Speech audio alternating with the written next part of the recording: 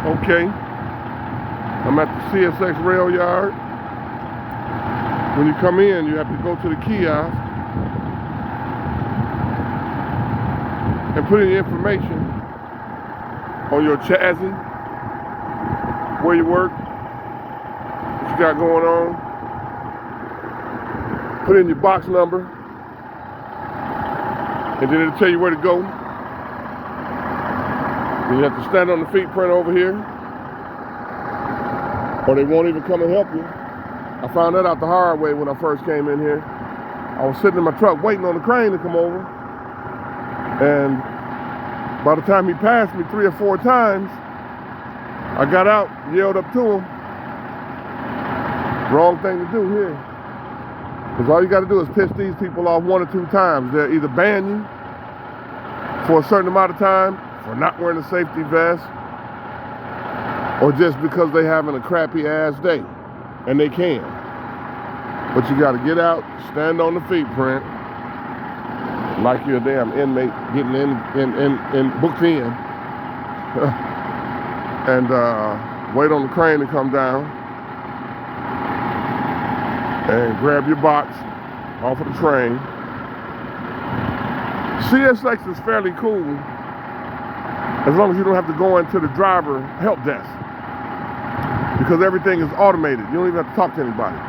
Now, Norfolk Southern, that's a different story. You have to get out, go inside, tell them what you got coming in. They tell you where to go put it. Then get what you're getting to go out. Go back around, go to the out gate. Then they'll tell you if you're good to go to take it out. But it's a lot of in and out of your truck over there. This whole job is a lot of in and out. In and out, different weights. I would say one of the downsides that you deal with daily is raggedy ass chassis gear. Crank and landing gear that's stuck, stiff, didn't have grease on it forever and a day. Legs don't want to go up and down. Yeah. But you know, after you get your box put on, you have to push your pins out, put some zip ties on it, come down to the back end, and twist these to the side, put zip ties on it, and drive it different than you would something else, because it will flip over. I haven't seen it happen, but I'm sure if you're not careful, you'll figure it out.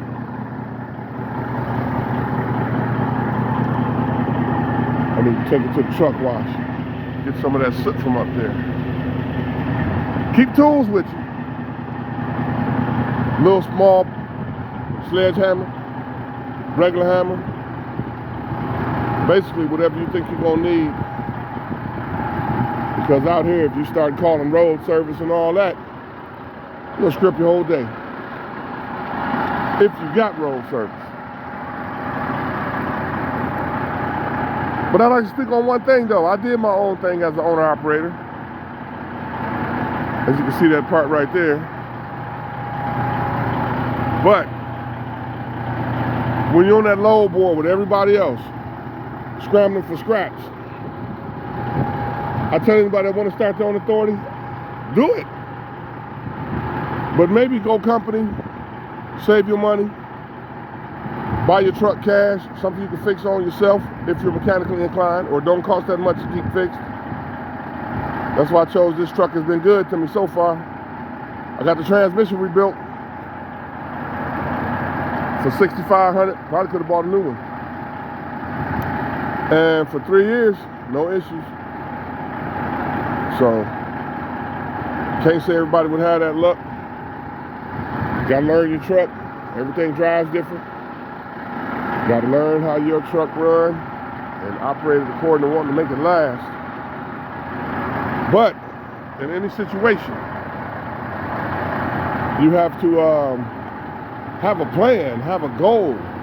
If you just want to get a CDL, drive a truck, go everywhere for a little while, get the experience, don't make it about the money in the beginning. Then after that, with your experience, you know what you should be getting, get that. Save your money. Buy your own truck. Pay cash for it. Don't get stuck under something that you got to just deal with. My LED lights, I want to speak on that for a minute. The regular ones kept going out. So what I did was, went down here where the fog lights are. Took one of them out, cut those off, taped them up, took the 2 wires that was hot right there, ran them up, and put those on. Wasn't no headache to it at all. You got to figure that type of stuff out. Make sure you keep your fluids up, you know. But anyway, back to what I was talking about, as far as doing your own thing, go through all of them. Flatbed, dry van, refrigerated, tanker, hazmat, and then figure out which one you would want to get into. But while you're out there with all those different companies, and you start asking questions,